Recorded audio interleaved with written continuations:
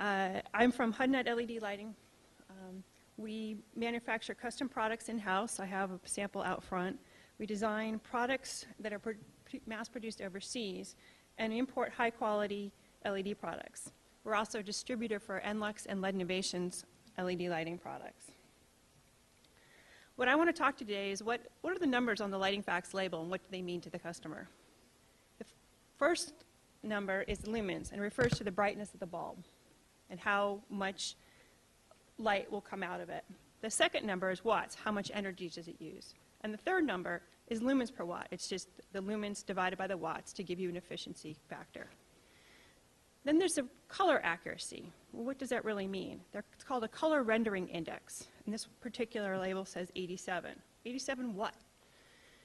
And then there's this beautiful light bar, and it's called correlated color temperature. Correlated to what?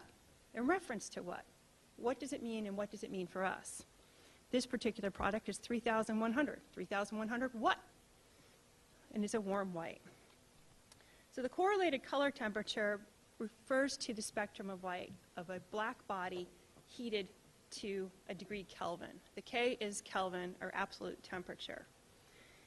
It's kind of confusing because in our society things that are bluer are defined as cooler and things that are redder are defined as hotter. But in the scale of Kelvin, things that are whiter are actually hotter. So when iron is white hot, it emits a bright white. You heat it, and as something is metal that cools, it gets redder and redder till it finally goes black. It has to get hot enough to emit in the spectrum that we can see in a radiation frequency. So that's what correlated color temperature is related to how a black body radiates at these summer, and then it's metrics to our light. So if we look at sunlight, bright daylight is 5,000 to 6,000 K, what we see on a noonday, on a clear sunny sky here in Honolulu, unlike the Big Island with the VOG. In the VOG, we have more yellowish all day, but at sunset, we have spectacular golden and orange sunsets that go parading up through the sky because of its filtered, and only some of the spectrum gets through, filtering out some of the blue and violet, leaving the red and yellow. What our eye sees is the visual spectrum, which is a small amount of what the sun produces. The sun produces everything from ultraviolets to infrared light. Our eyes see this narrow band in the middle, what we see in the rainbow. And how we see color, that's what we see. So this is what's produced. These are different frequencies. But how we see color, what is the color of the object? These chairs are all red. But in actuality, they're everything but red. How we see red is because the light comes in, all the different frequencies of all the different colors, and they're absorbed. The only thing that I see back is the light that bounces back, or the frequency that bounces back to my eye, which is red. And that's how my eyes can perceive it. So actually, a red object is a mirror for all red frequencies and absorbs all the other ones. It's a little counterintuitive to how we discuss and perceive things in art and objects and design. But light is the opposite. What we see is what's coming off.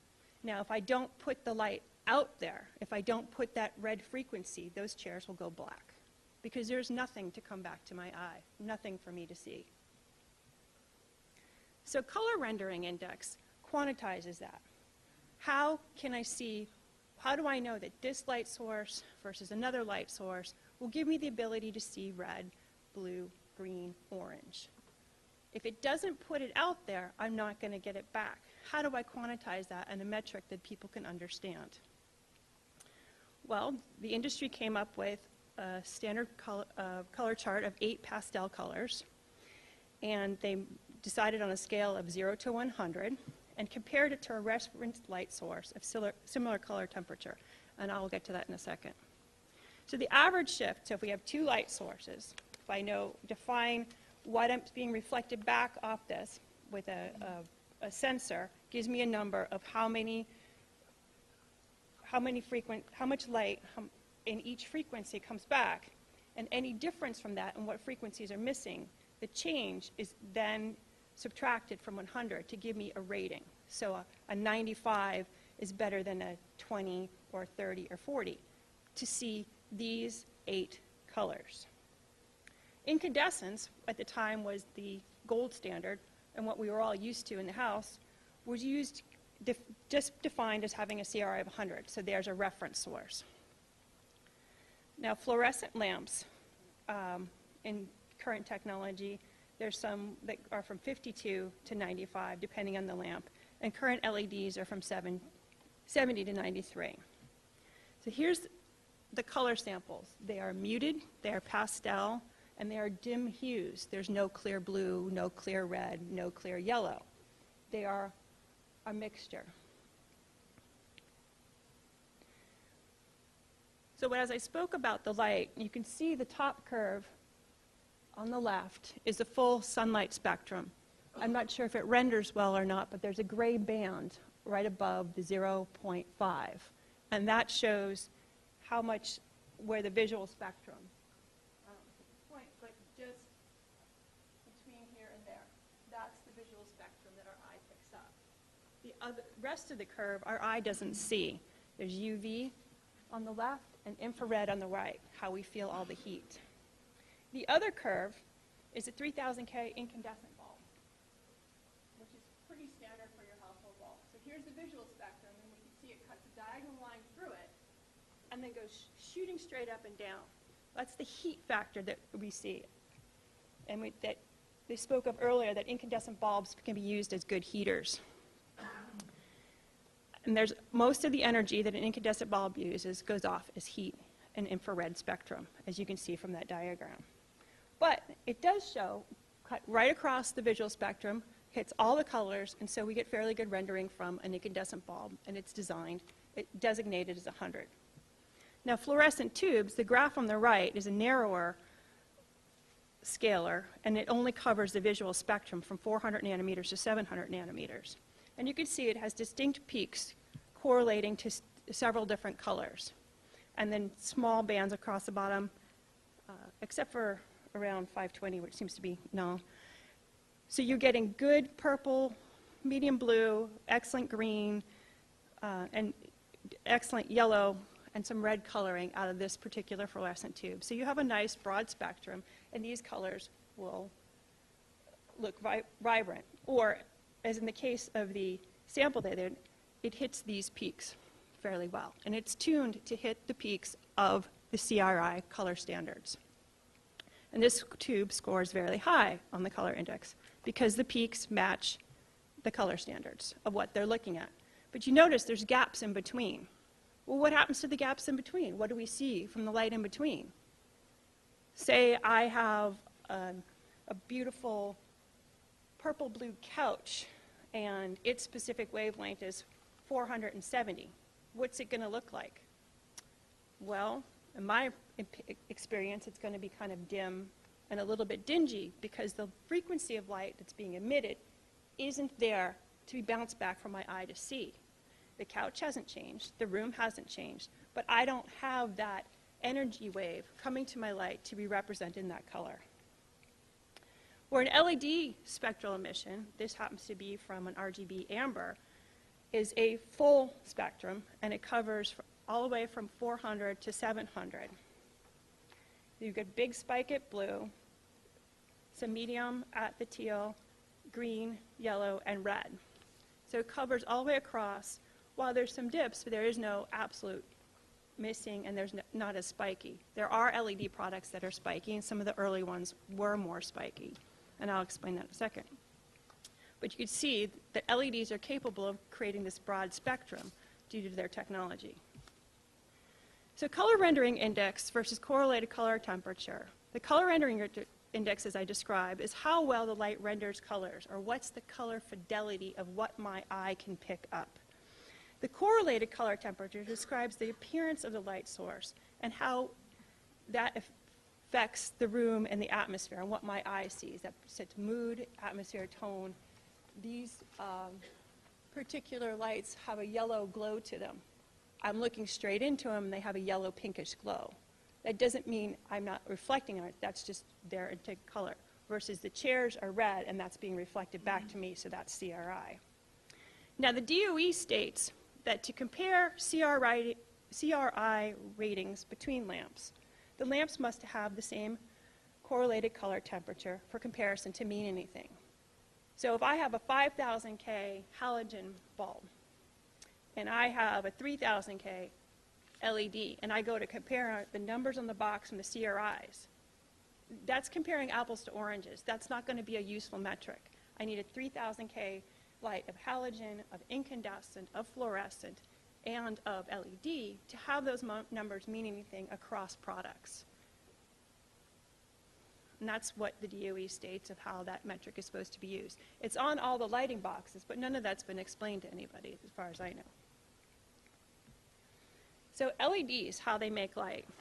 Well, the white one on the left is a LED chip package, and you can see the bright yellow spot, which is a phosphor doping across the little dark dots, which are the actual emitters of chips. Technology uses a violet or a blue, and in rare cases a UV emitter, or a high white blue emitter, which would be the black dot, to excite a phosphor, which then produces the wide spectrum of light. So depending on the phosphor components and the mix of it, you get the spike or the blending of the spikes for the color reference. This is very similar how the fluorescent tubes work. Fluorescent tube has a plasma. The tube is coated with the different phosphor chemicals. Those are excited and they emit light. And the way they do it, those phosphors emit straight peaks. The LEDs have blended some of those a little bit more, so you have a more even light. The other option is to use red, green, and blue chips, or red, green, blue, and amber chips, like the spectrum I showed you. And this will produce white light, because in white, if you mix red light beams of that frequency, green light beams in that frequency, and blue, their interference pattern creates white light as our eye renders it. If you did that with paint, you would get mud brown. This gives you light and gives you white. It's the opposite. This is the DOE paper, and going from a Macintosh to a PC did not render the image well, but just to show you that the paper does exist, and that's the color chart that they represent. The DOE's conclusions from that, which you can obviously read up there,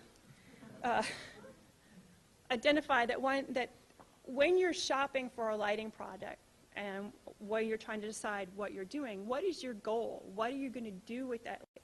Are you trying to create an atmosphere as a bar that's smoky and rosy and robust, or are you looking for actual color fidelity in a museum for crisp lines, or an architect firm where you want to be drawing and see things? Or are you doing a parking garage where you want to be able to get from here to there and not trip over anything? So that's critically important. What is your goal? And when you're looking at LEDs, do not exclude the white ones just because they have a low CRI. There are LEDs that are medium range price that do put out a spiky spectrum, and when you look at it and you look at an object, they render quite well. They look reasonable. Things aren't muddy. There aren't red things that look black. But their spikes and their emission peaks are just slightly off. So if here is the fluorescent tubes, and these correlate to the exact 8 color temperatures, if you have an LED which just beside those points, so hits, say, the same 4 points, but just slightly skewed to one side of it, it may have a color rendering index of 25 because it did not hit the tone or hue exactly. It still covers the spectrum, goes over it broadly with good intensity, but does not reflect the pattern back of the 8 test samples. So some LED products, even if they have a CRI of 25, still produce a pleasing light, and they could be useful. I went over CRI may be compared only for light sources of equal color temperature, and that applies to all light sources. A difference of 5 points, a CRI of 80 or 85 or 84 or 75 to 80 is not supposed to be significant to our eye. Everybody's individually different, and in some ranges of the spectrum. So go look at them, try them, take them home, take them to your project. Make sure that you have the opportunity to test your product so you can get the energy benefits that are out there for you. Since the scale, the CRI scale was developed, these first 8 colors, for the fluorescent market, and that they are unsaturated hues and don't accurately portray the world around us. It has been suggested that we expand the chart, specifically at a minimum include R9, which is a red color, that we can see and use to see a broader spectrum. That's also, there are a few more colors. So there's different color charts that are available that are becoming developed so that the biasing of CRI is not fluorescent centric and that can be more evenly applied to incandescent, halogens, fluorescents, LEDs, and newer technology of plasmas that are coming out. So one option would be to use a special CRI, or how about a standard photographic chart which has saturated colors, deep colors, and pure hues. This is used in film, this is used in the movies, this is used in photography, in art, and in printing, but it's not used in light. And light's what you use to actually experience all of those medias. Yet their colors are not rated in the same scale. I think that as we go forward, that the testing agencies and the regulatory department should look at leveling the playing field and making it a more consistent, more user-appropriate approach than hues that are pastel and dim. So in conclusion, when comparing CRI lighting products, they must have the same color temperature for comparison to have any meaning. And just because one LED has a lower CRI does not mean it's an unpleasant light. That the correlated color temperature affects atmosphere and mood. So a 2600K light will give you a warm, glowy, comfortable room, whereas 6000K will be bright light like you're at the dentist office. They both have their applications, they're both useful, but they have different moods and atmospheres, irrespective of how well they render color. CRI is how well only the 8 pastel color samples are rendered. It has no indication of red, no indication of pure blue, or the other tones. So in future, I suggest that testing use a more complete color palette like CRI or CQS, which is being developed, or the ones used in printing, film, photography, and television, and that would be more informative to users. So for consumers, we should learn what the tests are actually examining and what the results truly indicate, as opposed to just a number on a box. Thank you.